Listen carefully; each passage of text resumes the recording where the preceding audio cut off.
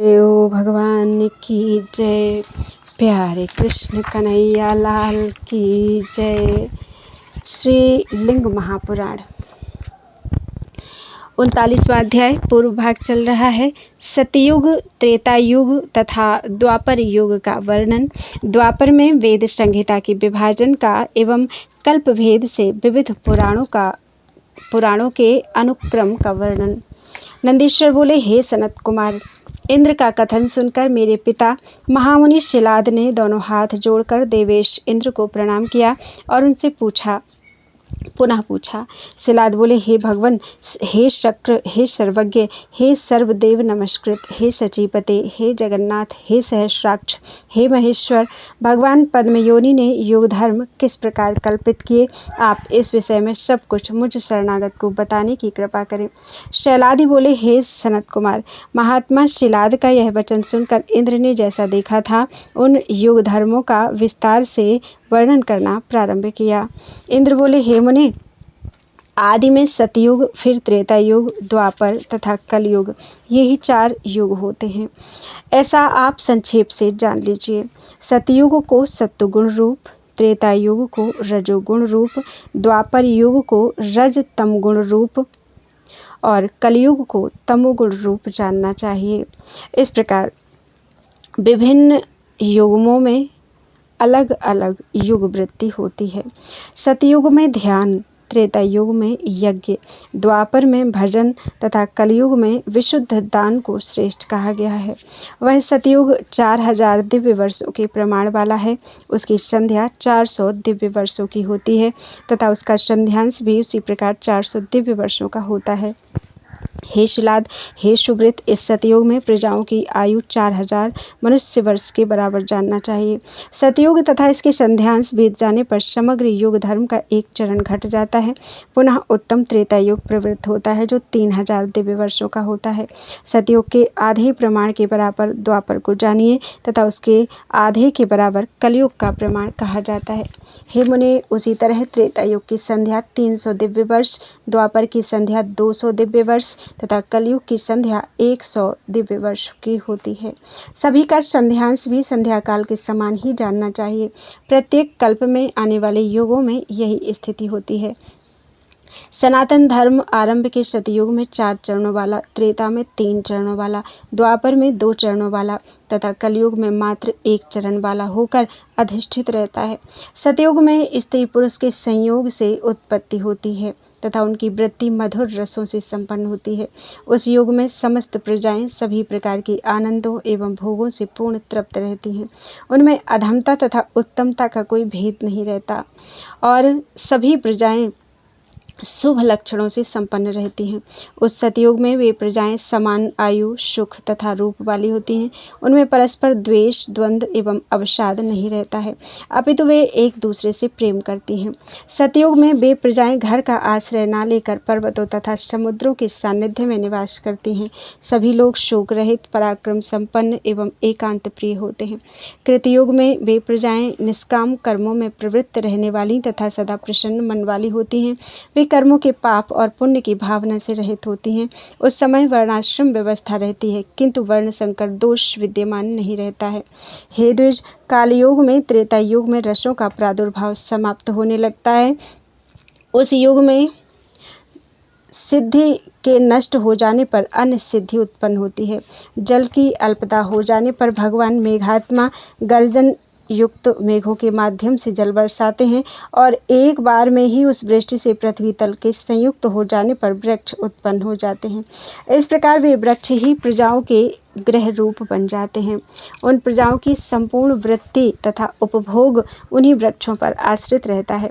इस प्रकार त्रेता युग के आरंभ में प्रजाएं जीवन यापन संबंधी सभी व्यवहार उन्हीं वृक्षों पर आश्रित होकर करती हैं।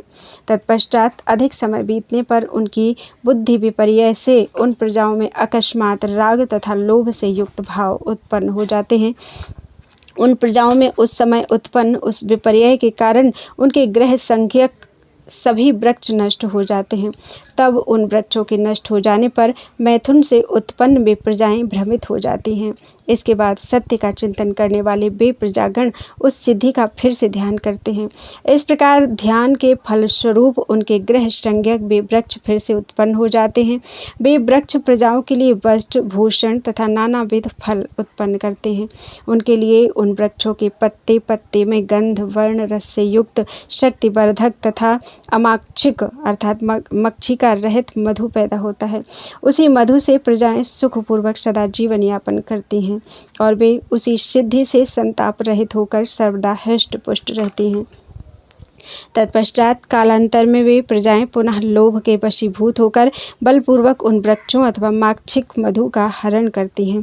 लोभ में पड़कर उनके द्वारा किए गए इस अनाचारपूर्ण कृत्य से मधु के साथ साथ कहीं कहीं वे कल्प वृक्ष भी नष्ट हो जाते हैं। पुनः उस त्रेता में कालयोग से अवशिष्ट सिद्धियों में आवर्तन हो जाने से द्वंद्व उत्पन्न होने लगते हैं। पुनः तीव्र शीत, वर्षा तथा आतप से प्रजाएं अत्यंत दुखित हो जाती हैं और इन द्वंद्वों से पीड़ित प्रजाएं अपने आवरण का उपाय करने लगती हैं। द्वंद्वों से निरंतर प्रतिहत प्रजाएं पर्वतों पर घर बनाने लगती हैं। इसलिए पूर्व में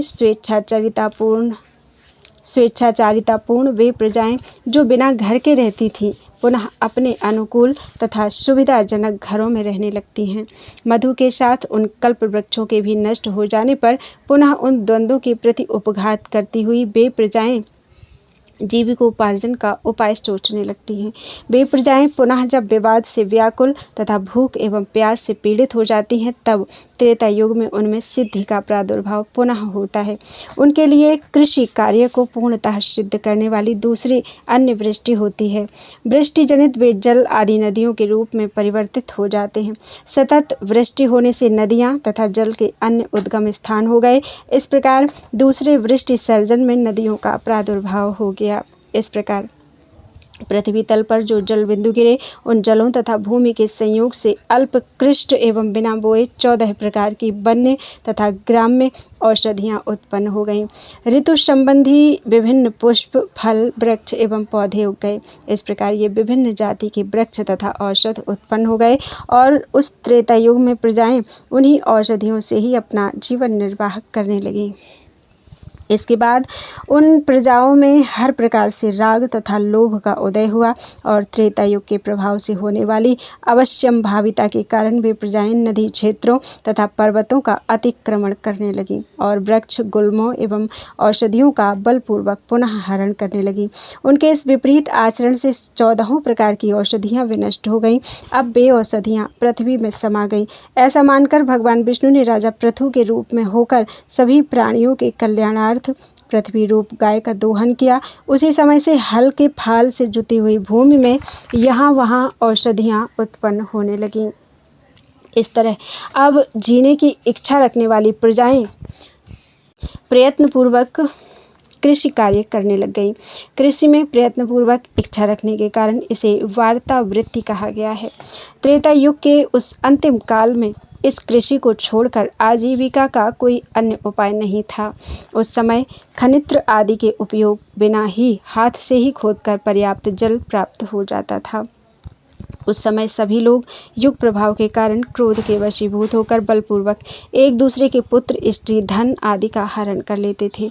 वह संपूर्ण स्थिति देखकर मर्यादा की प्रतिष्ठा करने के लिए तथा दुख से रक्षा करने के लिए भगवान कमल योनि ने क्षत्रियों की उत्पत्ति की।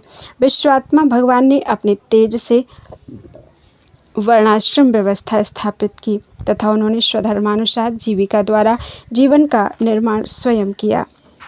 इसी प्रकार त्रेता युग में क्रम से यज्ञ अनुष्ठान आदि आरंभ हुआ। सभी की व्रतों में निष्ठा थी तथा कोई भी मनुष्य पशु यज्ञ नहीं करते थे। उस समय व्यापक दृष्टि वाले भगवान विष्णु ने अपने सामर्थ्य से क्रम पूर्वक यज्ञ हवन किए। हे मुने, उस समय द्विज लोग हिंसा न करने वाले की प्रशंसा करते थे।